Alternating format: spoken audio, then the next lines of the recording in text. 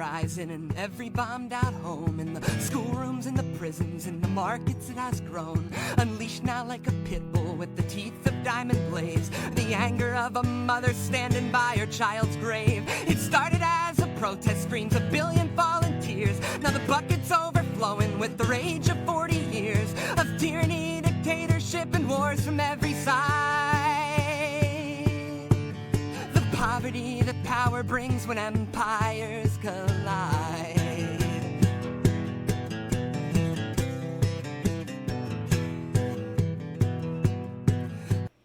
Hello, this is Socialist Links. Welcome to my video. Today we're going to be discussing about the problems of crises under capitalism. Hello, this is a video that talks about how wages are determined and shows the people on how math is done for wages and given in capitalism to work for it, to the workforce, and how it can be conducted and facilitated, as well as the social relation of the means of production to the reason why we are getting paid wages. This video is supposed to give a detailed and very easy to understand analysis of wages and income for the worker. That is then to be used and facilitated to their employers who take what they produce. This is very much important here to understand because there is a lot of misconceptions and teachings about wages and income in capitalism to people at a very young age, as well as misconceptions today from bourgeois economists and subjective value theory believers, as well as the fact that wages are getting worse in the United States, Canada, Mexico, England, France, and Germany, which is leading to more protests and more strikes of workers organized in unions for better working conditions that has given them better conditions in the past, but has very much made them fall into a trap of trusting the state when it legitimizes the very system happened by bailing out debt and financial complaint to private industry that owns the means of production for workers in the first place, because they are forced to sell their labor power. Not only this, but there's been constant depression rates and suicide rates getting higher and higher for each generation of workers that are producing more and more goods that are not distributed and are not being satisfied with their life, that the state is even failing to fix because of the ways of our economics, which is being addressed yet with no practical policies being instituted to help with this problem, as well as this is to address how wages work and how they are very much calculated in the first place for this to happen. In other words, this entire video, despite the fact it might seem a bit of intellectual mumbo-jumbo, this is a video for the people. This is a video for the people to try and understand how their wages are met, how exactly, how exactly businesses work, and why you hate Mondays, and why, your boss is indeed exploiting you and is indeed a dick, and any boss is always a dick in this instance, not necessarily by evil, right, but by basically just pure social relation and pure entire material material actions that needs to happen in order to maintain the very private property itself, which is the very problem in which it leads to this exploitation in the first place. I think it's very important now to address with more and more attacks against our enemies, not literal attacks, obviously. I'm talking about videos being produced responding to capitalists against them, as well as growing support in opposition to socialism. It is good to address this and get the problem to everyday life and the basic function of capitalism, that is the wage. So, without further introduction, let's go to the video. So, let's start with the first chapter of this work. Let's start off with the defining character of capitalism for its function in the first place. One's social relation to the means of production. In other words, classes. Let's try to get what this means. We would have to have a small business owner, self-employer, and or a private property owner that would own property and productive forces, in which they would seek to profit from. So they could start producing for themselves and would start profiting from it, thus making money in the process. This will be considered as what I would call the petty bourgeoisie. This is in the context of farmers here in the United States, small business owners, and self-employed workers, or laborers in this instance, because workers are not really self-employed, if we actually understand what the definition of worker is. But anyways, self-employed laborers. What makes them who they are is the fact that they own their own means of production and profit from it by selling what they produce into the market. A person who is self-employed can produce how long they choose and what they produce in the first place, and then sell that into the market to make money to buy their needs and materials to produce more products. This thus leaves with more structures they need to renovate in order to keep going and maximize as much profit as possible. But then within the market, there are going to be other people that have production as well by selling products that you need to be worried about, because they could make more money by producing products that satisfy more people. If you are not able to beat them out, then they will beat you and you will run out of business, as well as the fact that if you beat them, you grow your business in the means and it saves you from running out of business in the first place. In every competition, there is always a winner and a loser. One is going to buy out the other. This is in the relation of the petty bourgeoisie. They are what you can refer to as a dying class. This is because if they are not able to expand their business, they will have to get their money somewhere else with another method. But if they are to expand their business, they would have to employ empower different methods for their business, which could call for them to employ others that are willing to work under them. The petty bourgeoisie is usually the class that every bourgeois economist tries to refer to as a example of capitalism working, but in of itself, the petty bourgeoisie is itself a dying class based on that social relation, based on its very nature. So it's not really a good premise. So when we understand of this dying class, then we can find the other two classes that essentially exist in this capitalist system. This is where we call the bourgeoisie and the proletariat come into play. For now, let's start with the bourgeoisie. The bourgeoisie in this will start employing workers to work for them and would pay them a wage that is determined based on the amount of labor time performed in the workday and how long they work, where they would pay the worker a certain amount of money for a certain amount of time they worked. In other words, wages are around the clock. Almost everything is around the clock. Thus, their workers do not sell their labor, rather their labor power. Labor power, what will be defined here, would be their mental and physical ramifications for labor. Or, in other words, their ability to work. But we will go on that later. In this instance, the bourgeois, which in our context would be the employer, private property owner that has people work under them in their property, CEO, manager, etc., would control the production of other people. They would manage how long they work, when they show up, what tools they use, how they use it, their duties, and especially what time they are able to go on breaks, assuming if they do allow them to go on breaks or not, and what they are allowed to produce, because they are workers that work under them. They are in agreement to take what they produce and put them on display into the market and sell the products, which would be commodities. Commodities in this instance would be products produced for exchange value. Exchange value in this instance would be the worth of something to be able to exchange, or exchange money for products. In this instance, this is the worth of something to be exchanged, which is essential to the market, which is a system or place in which commodities exchange. The bourgeois would then sell this commodity at a price. I forgot to mention that a commodity does not exactly have to be a product and can be a form of service. Anyways, the bourgeois would sell this commodity and have its price determined based on its value. If you want to learn more on value of products, please click on the videos in the right. Anyways, this price would then be based on the fixing of the value of the product, fixed up or down based on the relations in the market competition, debt, investment, materials needed, necessaries, and other factors, which then the product would be sold and would then pay the worker a wage. The proletariat in here would be the worker. The worker shows up when demanded, works as long as demanded, produces what item or service demanded. How they go about it is instructed. When they go on breaks, it is a permission granted.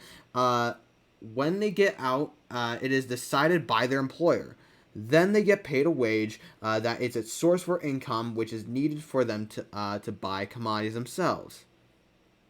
The key characters here on these two classes, the bourgeoisie is able to be free to sell what they have from the labor put down by others to facilitate their capital, and thus will create their profit, which would be split, possibly from, well, investors possibly investing to the very company itself. The proletariat will have to rely on this and would be dependent on the bourgeoisie that would give it to them. Then the petty bourgeoisie are there, but they're a really small influence and usually either become bourgeois or proletarian.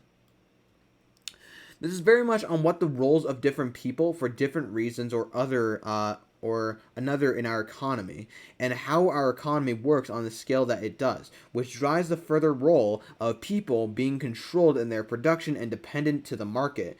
That does not guarantee its distribution. To learn more about the market, click on the right of this video. The point is that we are either dependent on one thing or the other, except the bourgeois, where he heavily influences it and profits from it, but is still, of course, dependent to buying materials to keep the business going, and their needs as well. So we are dependent to the market in its distribution, which is small, and how we get our income is very much different. So now let's go to the cost of production.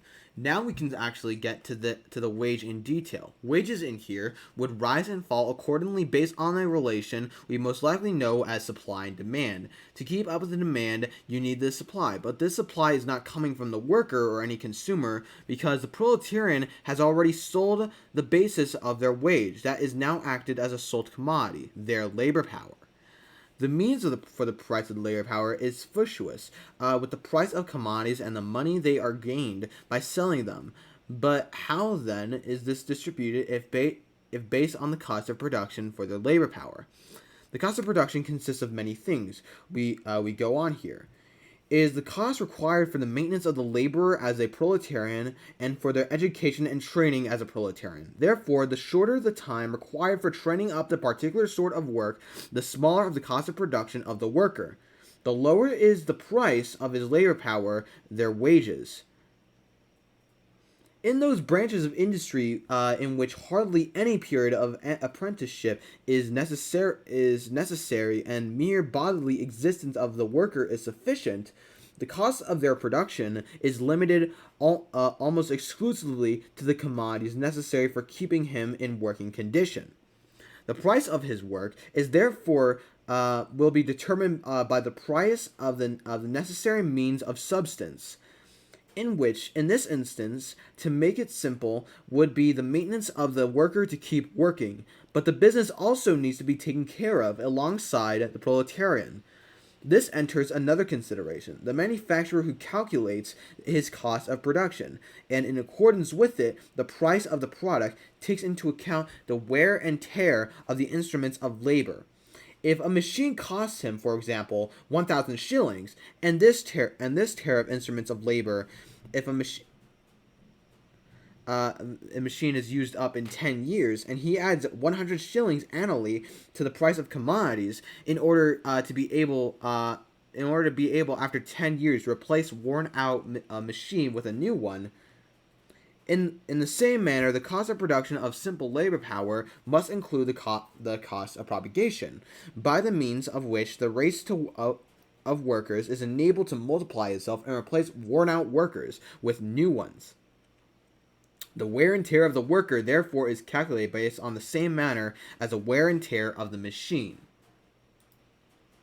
So the cost of production of simple labor power amounts to the cost of the existence and propagation of the worker.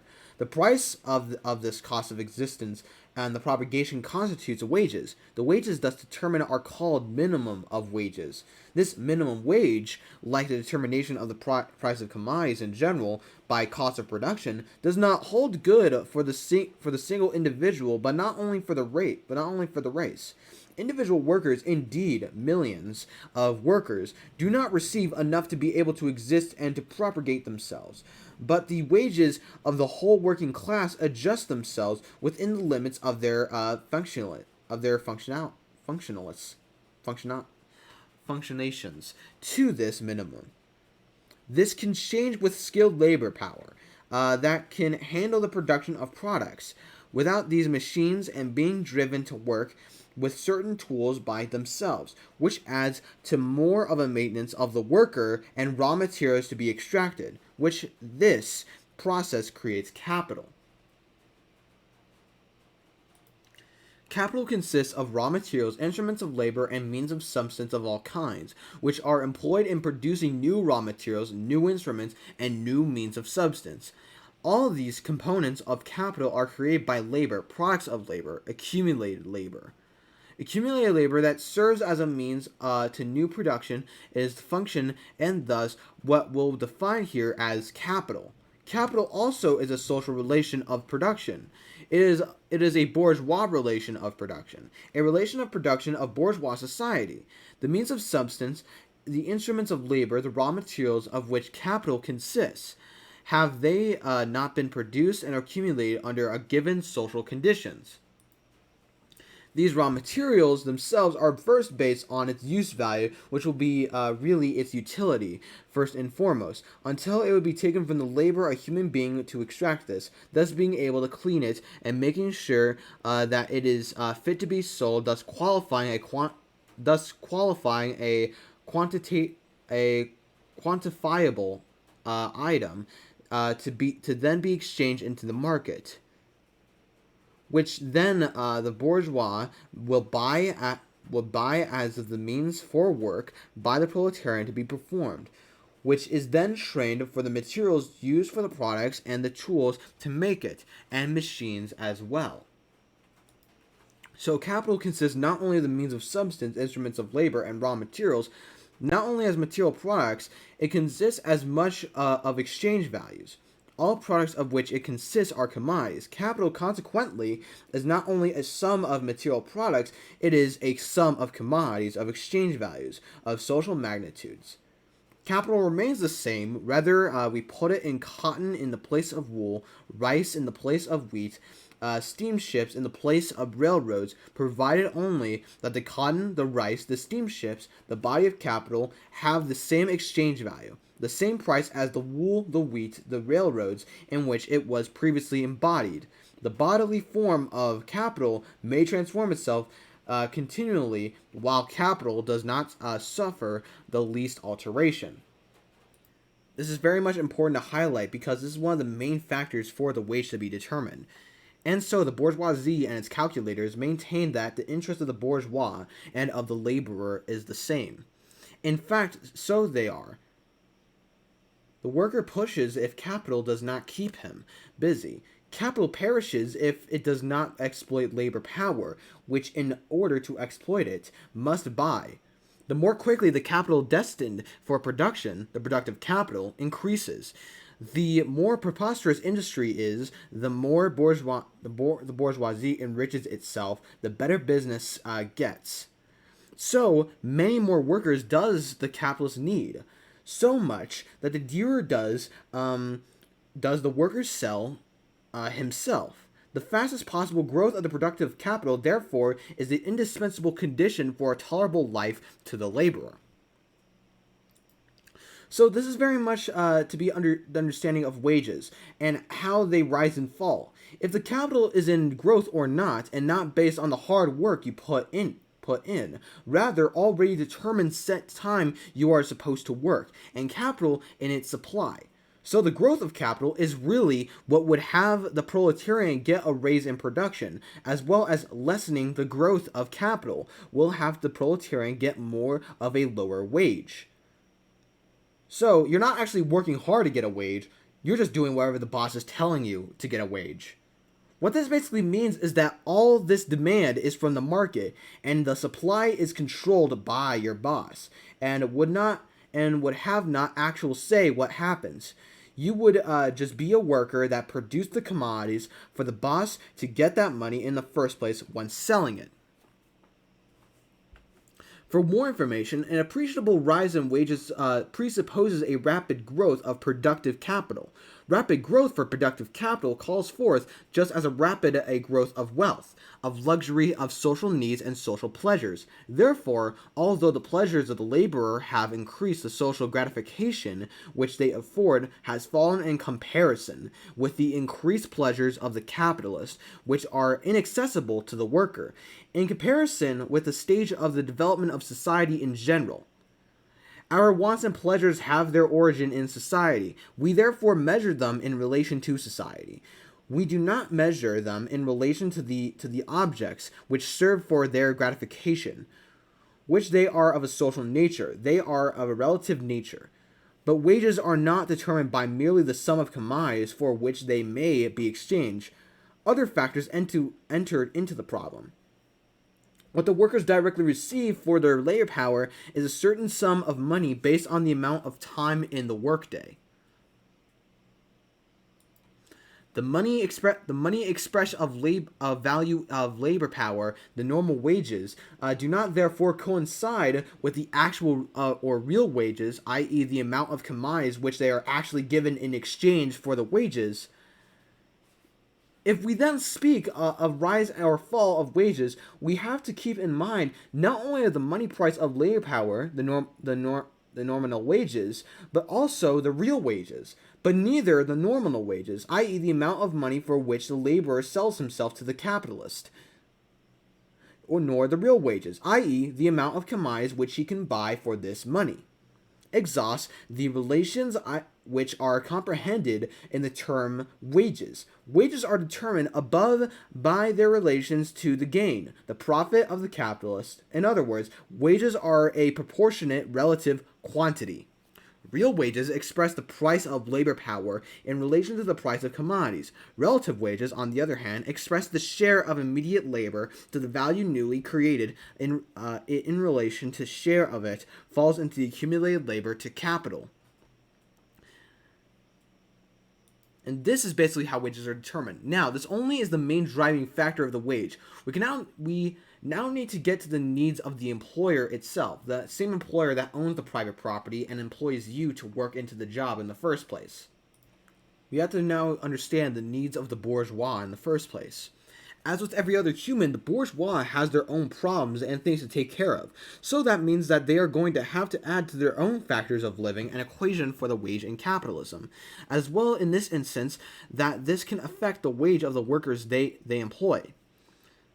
Let's start off that the fact that having a business is indeed some amount of work that can be stressful, even to the most personal life of a bourgeois. This business can put him into debt, leave them more dependent for investment coming in, more consideration of competition in the market outside of work, having to make deals and structures for advertisement to try and sell the products because the market doesn't guarantee distribution, which requires them to take that into consideration.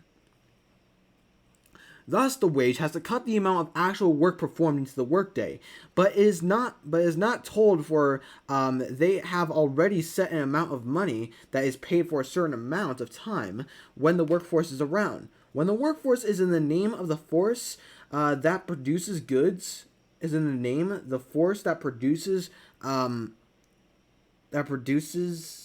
goods, and then they are taken by their employers to sell them into the market, which would then have to take a large chunk for the cost of production, their own needs of money that is obtained from the commodities sold into the market.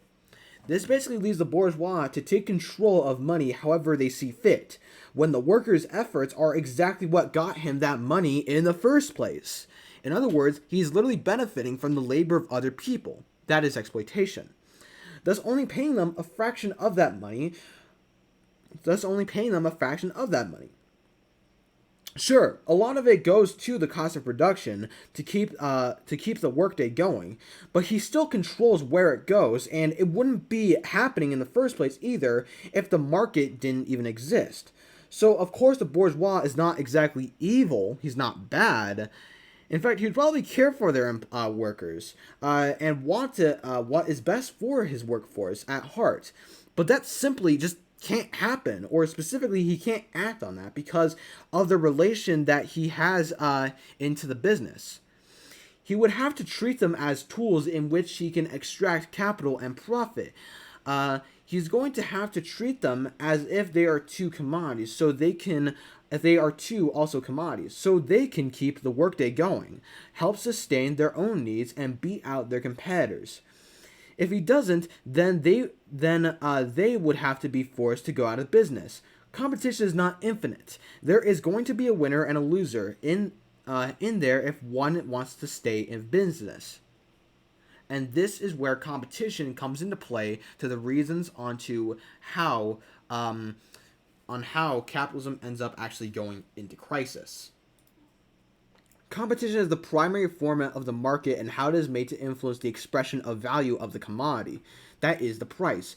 By this, they are able to try and beat out competition and have more control over industry, thus having more ability to raise the prices of the commodity or many competitors, as well as the needs of trying to factor the cultural and personal aspects targeted audience they are trying to sell, and which is more beneficial and profitable for them. So the bourgeois can keep owning the private property he owns and the life he lives. If this appears with regard of the existing sum of value or money as a determination, its inner driving force, its tendency, so also with regard of the capitalist, i.e. the owner of the sum of money, in whose hands to perform this function, it appears in his attention, his purpose. It's originally simple money or value expression of capital, or what is to become capital, an expression in which abstraction is made from any relation to use value, in which this falls aside of all distributing interposition and potentially confusing indications of the real production process, commodity production, etc., fall away into the characteristic specific nature of the quantity of the capitalist production process appears as an abstract and a simple form.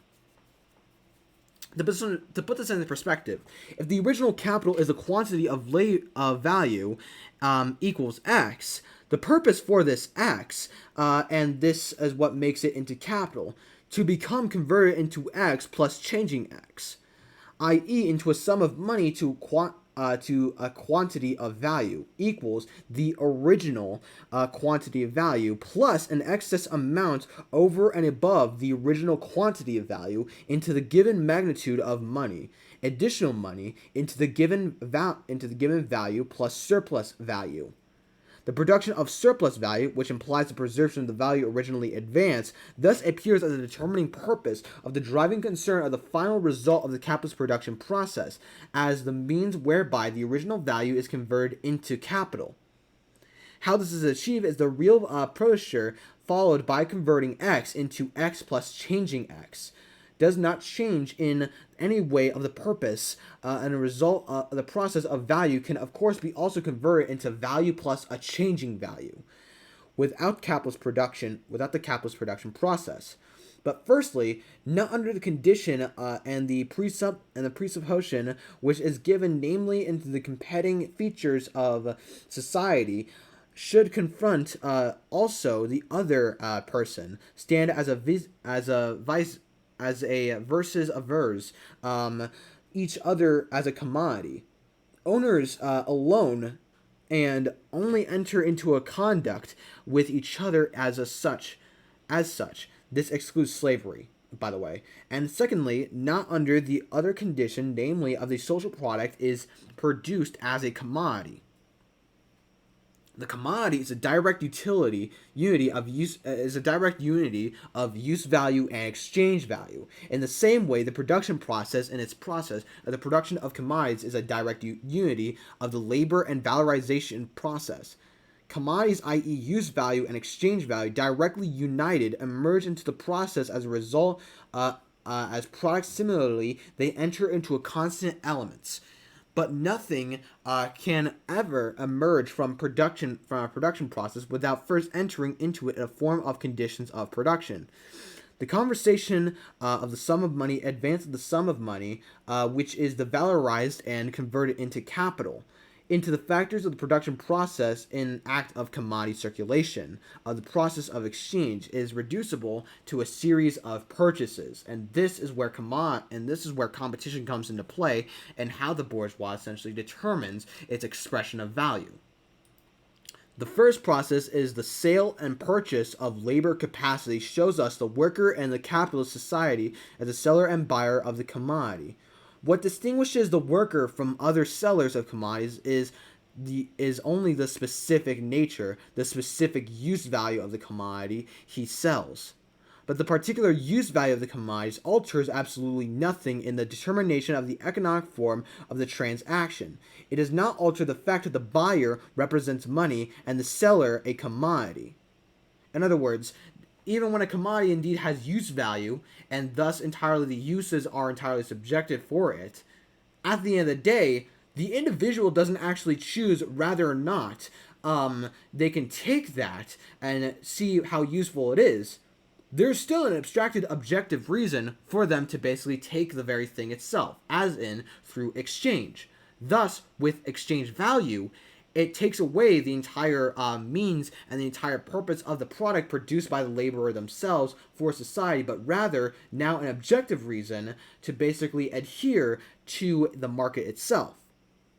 Hence, in order to prove that the relation between the capitalist and the worker is nothing but a relation between commodity owners who exchange money and commodities with each other for the manual advantage by the virtue of a free contract, it is sufficient to isolate the first process of holding onto the formal character.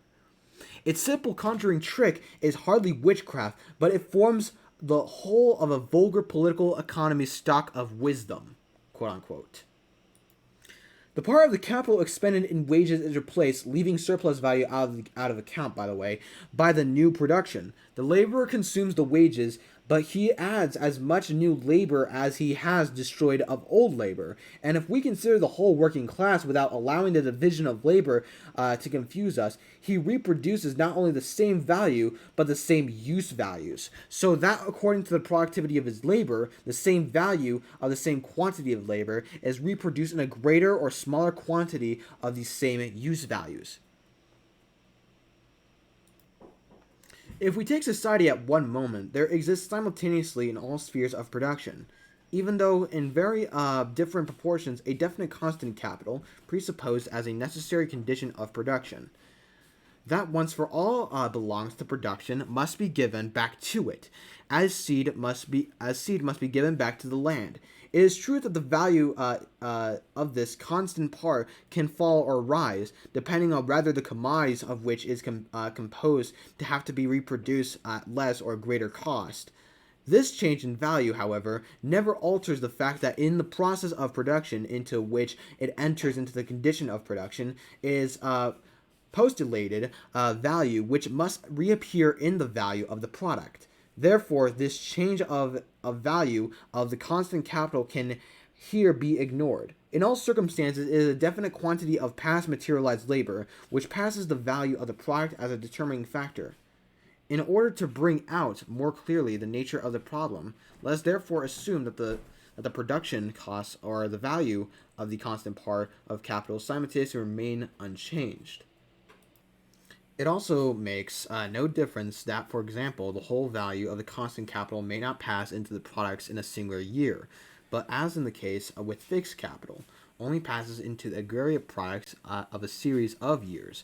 The question here centers on that part of the constant capital, which is actually consumed within the year, and therefore also must be replaced within the year. Which is why the use value of the commodity is used in the expression of value it has of the commodity, but the exchange value precedes the use value of the commodity, for it is used in a way that has to be exchanged and nothing else. Thus, with the desire to exchange commodities to extract as much profit as possible, or else others will beat them out. they have to be able to employ cheaper forms of labor for the production of commodities. Thus gets into the cheapest ways the bourgeois can get this so they can beat out their competitors. Here, this is where we look. But this is where we have to look at the use of labor itself, since it's so integral for the production of commodities, and is the early signs for capitalist crisis. Here, we are going to look at the productivity and unproductivity of labor. This desire to exchange commodities to extract as much profit as possible, or else others will be beaten out. They have to be able to employ cheaper forms of labor for production of commodities. Thus gets into the cheapest ways the bourgeois can get this, so they can beat out their competitors. This is then what comes into practice into doing so. The use of labor and actually limiting the use of labor while skyrocketing the production of commodities through buying more machinery and tools that can automate the production of commodities and make them more faster so the bourgeois can keep as much supply as possible so they can control the demand of the commodities with them oversupplying on commodities.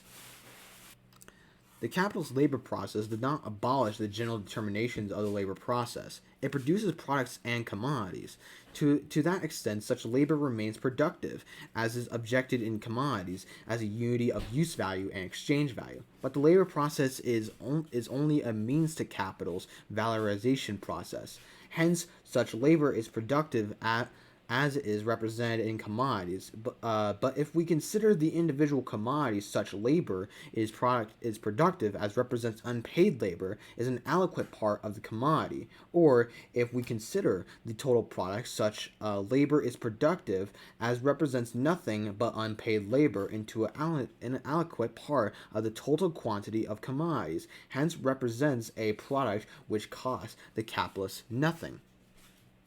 The worker is productive who performs productive labor. That labor is productive which directly creates surplus value, i.e., valorizes capital. If one considers the total worker constituting the workshop, his combined activity is directly realized, materialiter, in the total product, which is the same time a total quantity of commodities, and in this connection, it is the matter of complete indifference, rather the function of the individual worker, who is only constituted element, that is, the total worker, stands close to the direct manual labor or is far away from it.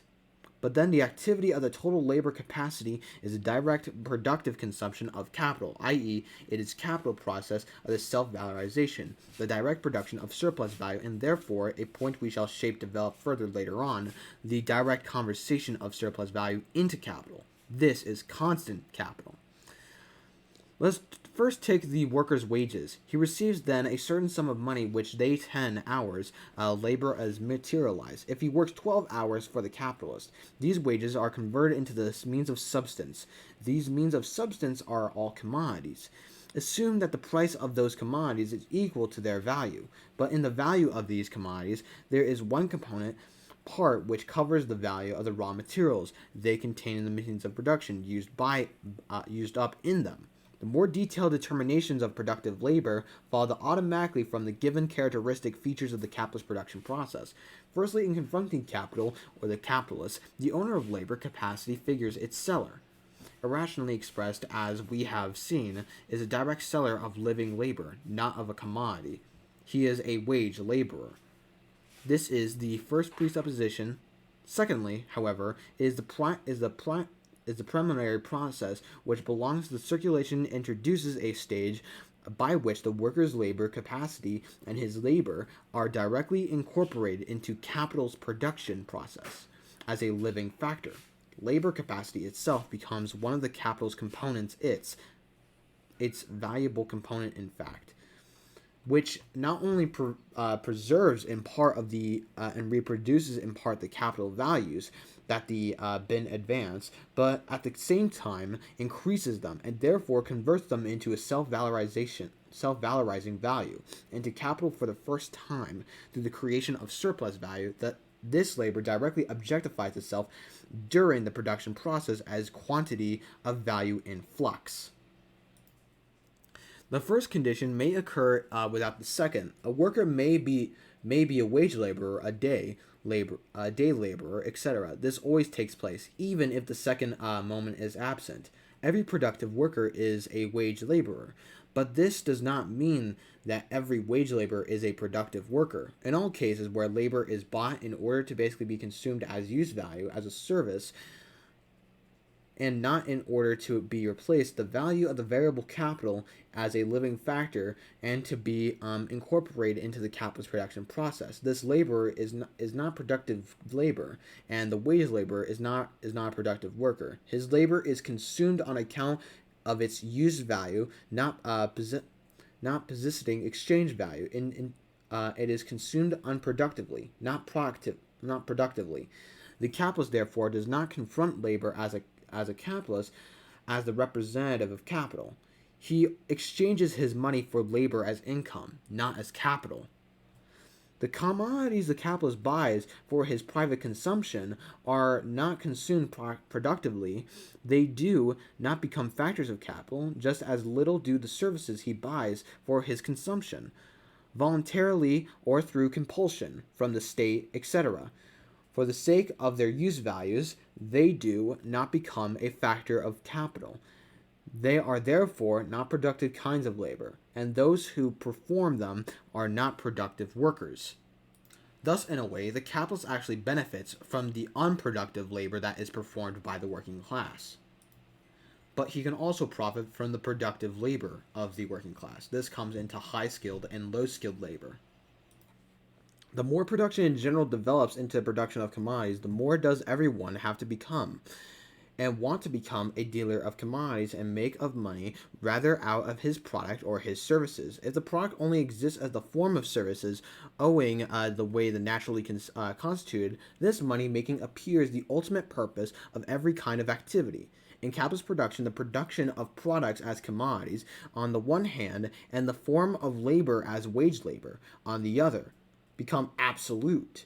A large number of functions and activities which were surrounded with a halo, regarded as the ends themselves and done for nothing or paid for in indirect way, are on one hand converted directly into wage labor.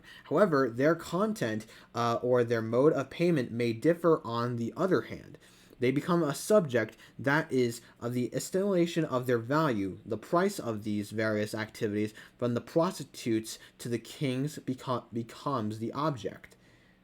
To the laws that regulate the price of wage labor, and the analysis of the latter point belongs to the special discussion of wage labor and wages, rather than to its section. This phenomenon that with the development of capitalist production, all services are converted into wage labor, and all those who perform these services are converted into wage laborers. Hence, that they have this characteristic in common with productive workers gives even more grounds for confusing the two, in that the phenomena which characterizes and is created by capitalist production itself. On the other hand, it gives the apologists of capitalism an opportunity to convert the productive worker, because he is a wage worker, into a worker who merely exchanges his services, i.e. his labor as a use value, for money.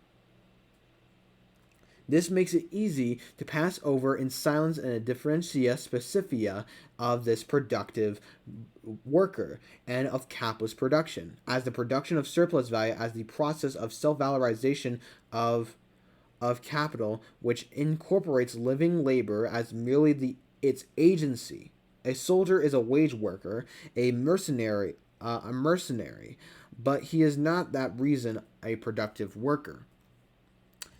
Some of the labor which produces commodities in capitalist production is performed in a manner which belongs to earlier modes of production, where the relation of capital and wage labor does not yet exist in practice, and therefore the category of productive and unproductive labor, which corresponds to the capitalist standpoint, is entirely inapplicable.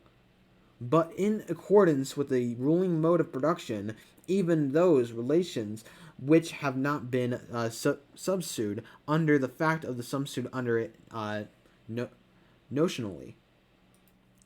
Certain unproductive kinds of labor may be an indicator be connected with the production process, and their price may even enter into the price of the commodity. Hence, the money laid out for them may so far form a part of the capital advance that their labor may therefore appear as labor which is exchanged not for income but by directly for capital. Let us straight away take the case on the state. Taxes, the price of government services, etc. But this belongs to the overheads of production and is the form accidental to the capitalist production process in for itself, and in no way continued by it, or necessarily or immediate in it. For example, all indirect taxes were converted into the direct ones. Taxes would continue to be made, but no longer from a capital advance, rather the expenditure of income. The possibility of this change in form shows its external character, its indifference and contingency for the capitalist production process. With a change in the form of productive labor, in contrast, the income of capital will dry up and capital itself would cease to exist. The specific product of the capitalist production process, surplus value, is only created through the exchange with productive labor. What forms of the specific use value for capital? It is not the particular useful character, any more than its particular useful qualities of the product in which it is objected. It is the character, the element that creates exchange value. It emerges from what has been said so far to be the productive labor is a quality of labor, in which and for itself has absolutely nothing to do with the particular content of the labor.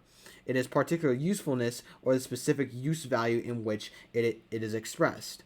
The capitalist production process is not merely a process of production of commodities. It is a process which absorbs unpaid labor, making the means of production into the means for absorption of unpaid labor. This turns into a gigantic heap of production of commodities. Let's talk about overproduction and underconsumption. Here we see a dramatic increase of production of commodities, which a commodity itself is a product produced for exchange value that entails the use of a market, or the market in this instance, because the market itself is a system in which commodities exchange. The market, which appears as an abstract quality at the beginning of economics, takes a total shapes. First, the money market.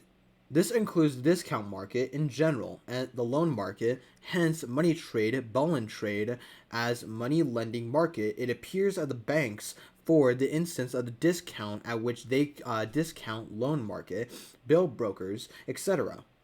But then also the market in all interest bearing bills, state funds, and the share market.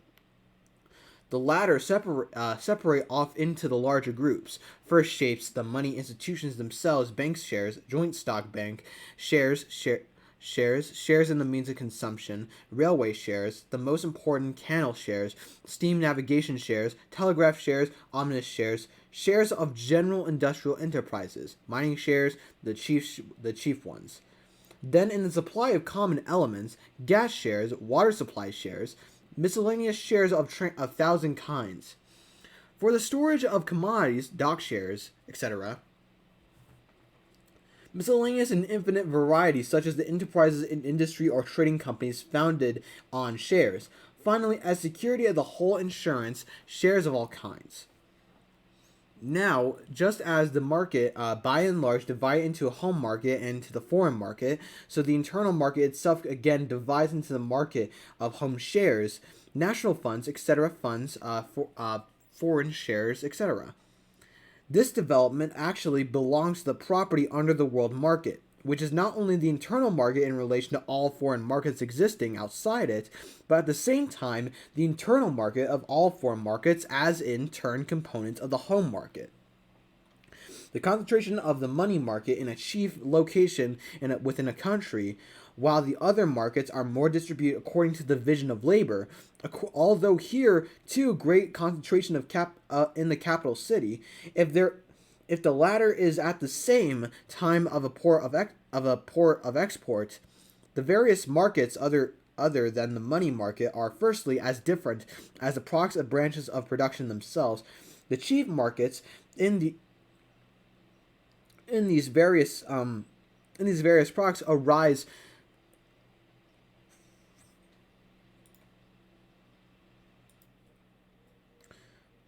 in centrists, which are such either in respect of import or export, or because they are either themselves centrists of a given production, or at the direct supply points of such centers. But these markets proceed from this simple difference to a more or less organic separation into large groups, which themselves necessarily divide up according to the basic elements of capital itself: product market and raw material market. The instrument of production as such is not from a separate market. It exists such a chiefly first of the raw materials themselves, which are sold as a means of production. Then, however, in particular in the metals, since these exclude all thought of direct consumption, then the products such as coal, oil, chemicals are destined to disappear in auxiliary means of production. Incidentally, insofar, the whole thing is not a hypocritical phase of bourgeois panthropy, which consists in phobbing the worker off the penniless wishes. Each capitalist does demand, and his workers should save, but only his own, because they stand towards him as workers, but by no means the remaining world of workers, for these stand towards him as consumers. In spite of all pious speeches, he therefore searches for means to spur them onto the consumption, to give his wares to charms, to inspire them, which new needs by constant chatter, etc. It is precisely this side of the relation of capital and labor which is essential civilizing point, and on which the historic justification, but also the contemporary power of capital rests. This relation between production and consumption to be developed only under capital and profit, etc., or then again under accumulation and competition of capitals. These are nevertheless all exotic observations, relevant here only insofar that they show the demands of hypocritical bourgeois philanthropy to the self-contradictory, and thus prove precisely what they were supposed to refute, namely that the exchange between the worker and capital, the worker finds himself in the relation of simple circulation, hence obtains not wealth but only substance, use values for immediate consumption. That the demand contradicts the relation itself emerges from the simple reflection. The recently compensity advance in the demand of the workers should be given a certain share in profits and be dealt of the section of the wage labor, often that as a special bonus which can achieve its purpose only into the exception of rule, and which is in the fact of the noteworthy practice restricted to buying up of individual outlookers. Exchange value as a presumption and simultaneously the result of circulation, just as it is assumed having emerged from circulation, must emerge from it again. If this happened in a merely formal manner, it would simply become money again. If it emerges in a real commodity, as in simple circulation, then it would become a simple object of need, consumed as such, and again lose its quality as form. For this emergence to become real, it must likewise become the object of a need, as such, be consumed, but it is not consumed by labor, and thereby reproduce itself anew, and thus reproduction itself anew based on a giant magnitude in order for it to be more and more exchanged. The immortality which money strove to achieve by setting itself negatively against circulation, by withdrawing from it, is achieved by capital, which preserves itself precisely by abandoning itself to circulation.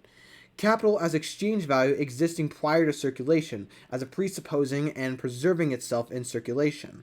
Not only is it in every moment, ideally, but both of the two moments, contained in simple circulation, but alternatively takes the form one and of the other, through no longer merely by passing out on one into the other, as in simple circulation, but rather by being each of these roles of the same time a relation to its opposite, i.e. containing it ideally within capital itself.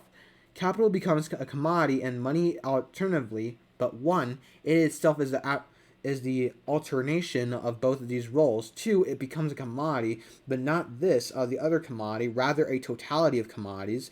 It is the indifferent substance of the particular form appears in this respect of the constant metamorphosis of the substance, insofar that it is posited as a particular content of exchange value.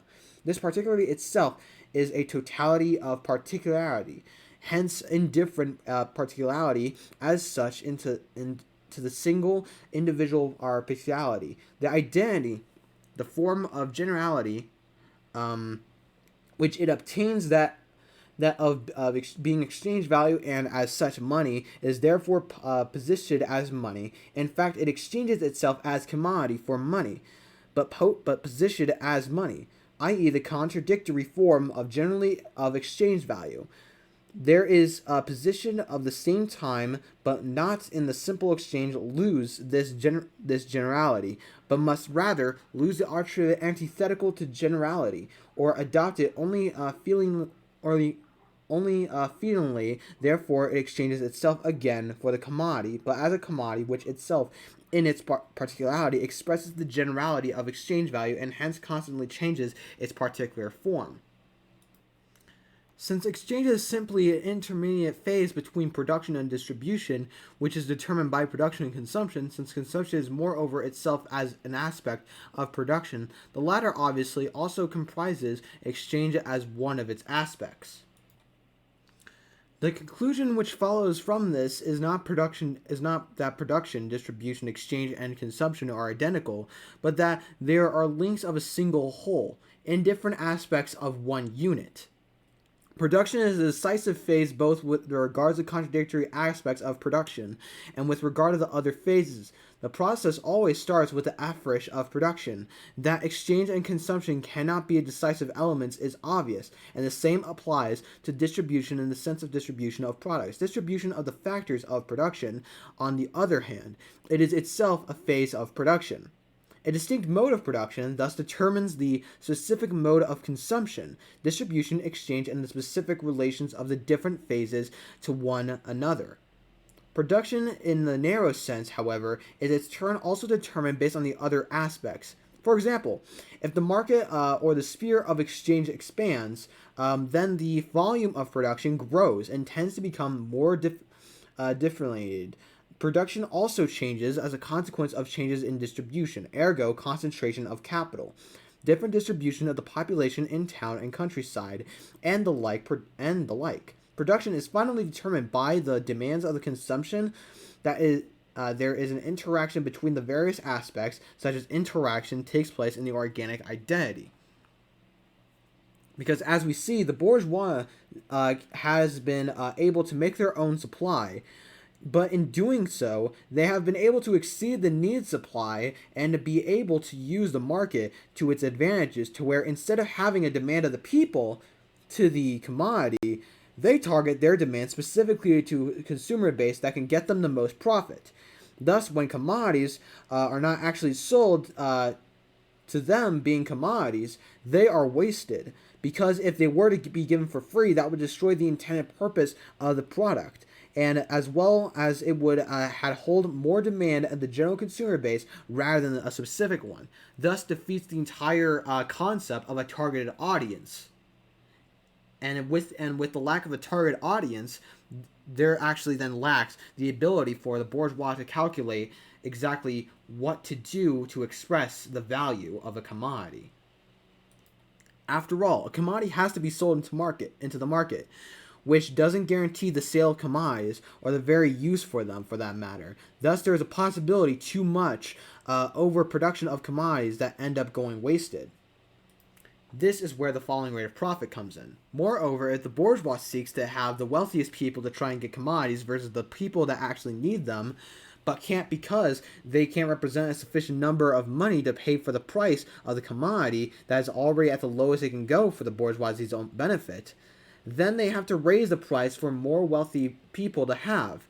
But if the production of the commodities are produced to such a high extent to where the more wealthy consumers already have the items and don't really desire or need them, then there is no sale of the commodity, period, to where the profit of the bourgeoisie falls, and there is a shortage of commodities from the production of too much of them and the lack of pay to get them in the first place, which all turns into a falling rate of profit for the capitalist. Thus, we can actually end up having a shortage of commodities by actually overproducing them.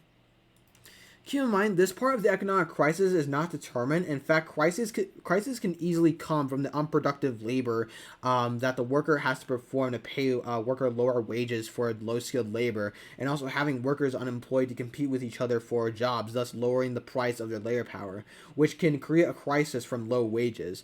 Thus, the falling rate of profit must be treated as a tendency of capitalist economics. But that doesn't mean that the falling rate of profit as an entire theory doesn't mean anything. Criticizer of political economy and economist called Michael Roberts has actually made a detailed study and graph that the global rate of profit has indeed been falling, which is what led to such economists to actually end up critiquing political economy for adhering to such destructive systems. But his graph is considered one of the most well-sourced and well-documented and calculated graphs of profits in the world. With such public rates of profit that has come out from the private companies having them leaked from themselves, journalists, or hackers. As well as the falling rate of profit is the reason then why companies is failing. Is investors and banks that invest in the company end up pulling out their investments for shared profit, and there they end up losing money, but also now the company has no backers actually helping them, to where they're on their own for that time. Without a falling rate of profit, there really wouldn't be a stock shortage in the stock market. As we've seen before and recently in 2021, you don't really need a stock market crash to have an entire market crash.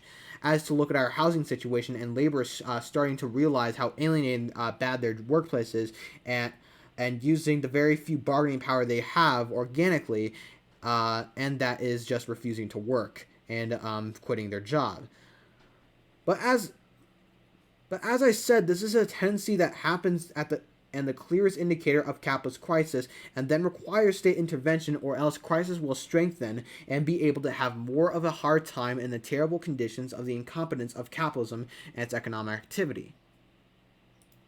Here, in this chapter now, we're going to be talking about the investment loss and state intervention. This is usually the final actions and consequences of the market crash and an economic crisis under capitalism.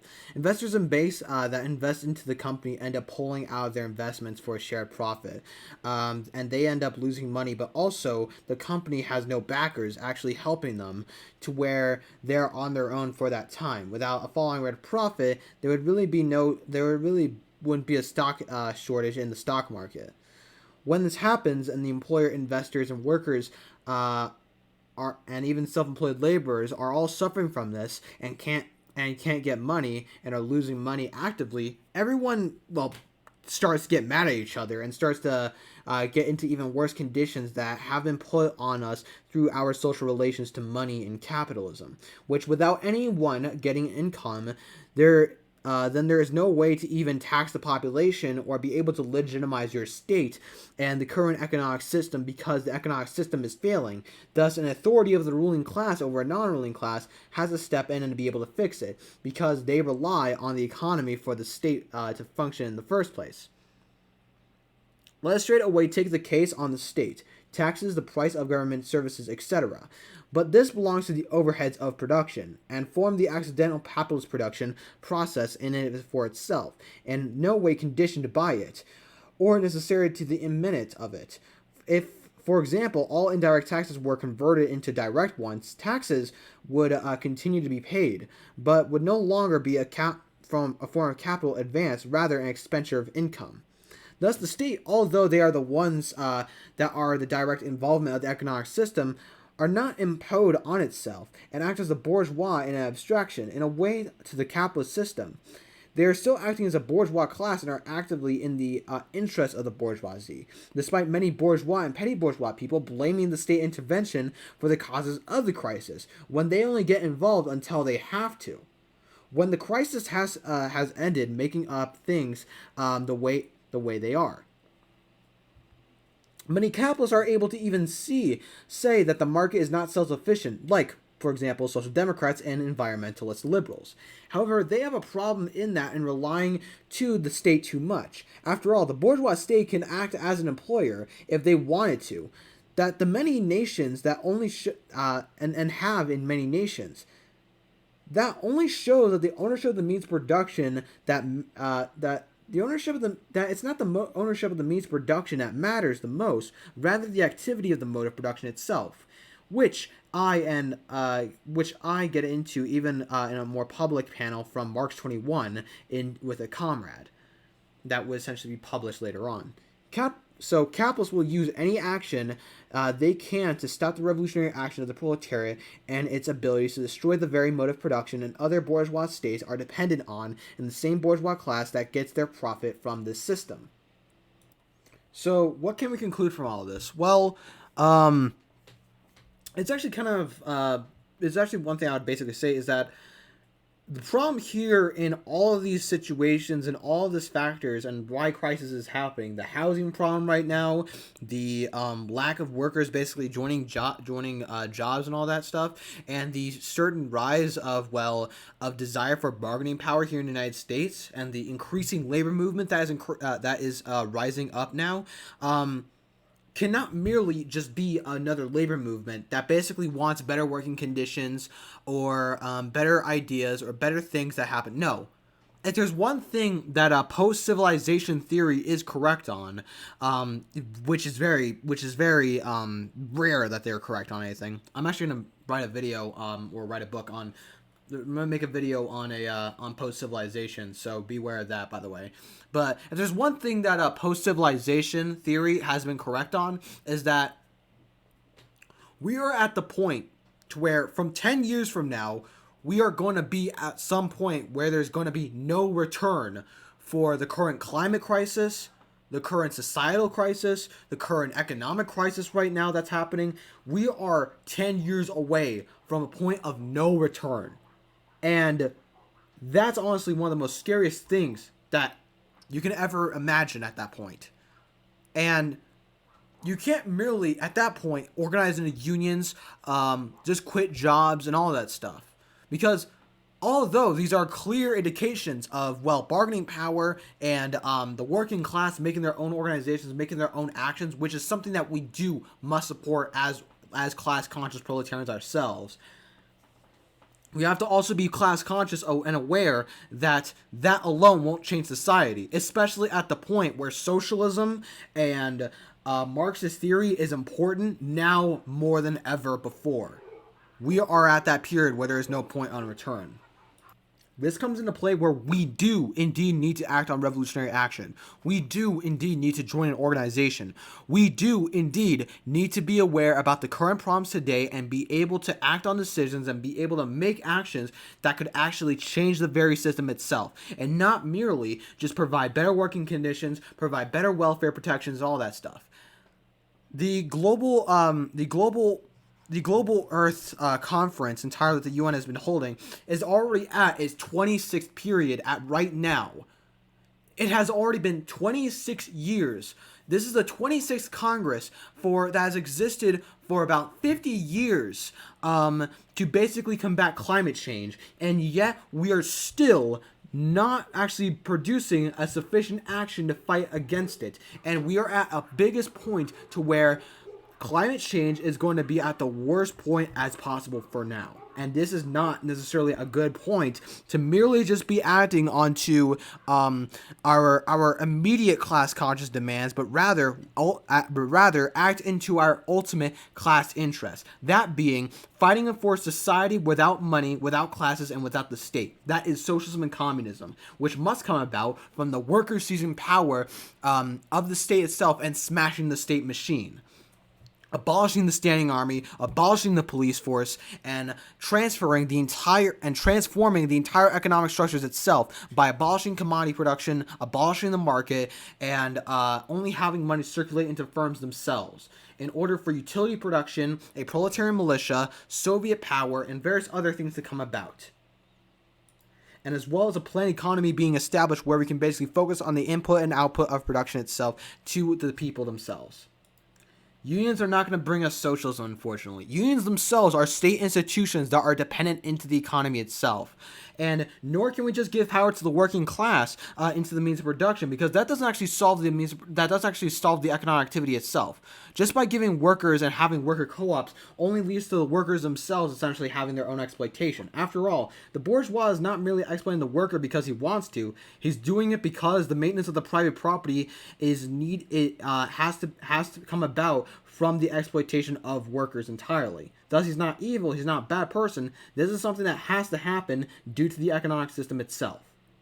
And all of this just shows that capitalism is the problem itself. So we need to rise up against it. We cannot merely just have government influence into it. We cannot have the workers just seize the means of production. We have to be able to transform the economic activity itself in order for a worker state to be established in order to get to socialism and communism. That is the only thing at this point necessary at now. It's like what a very good Marxist has said, Alex Kalinikos has said.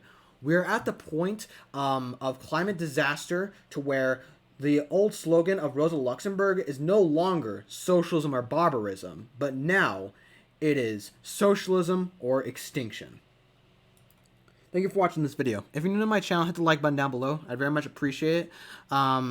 And yeah, if you're new to my channel, please hit the subscribe button as well. I'd very much appreciate it. And if you are a leftist and you're a worker, please join any form of organization right now, because we are seeing a rise in the labor movement in the United States, and we need to be able to actually enhance that right now at this moment, especially after the failures of the previous Black Lives Matter revolt that has been happening around 2020 all over the world. And we need to be able to enhance this labor movement in the United States in order for that to grow out into the rest of the world. So one of the organizations that I definitely recommend is going to be in the link in the description down below, so you can join that and we can be able to work together onto a camaraderie format. If you want to share this video, if you want to share ideas of this, we can probably convince people, share the video down below, so that way we can basically educate more workers and be able to get our ideas out there furthermore.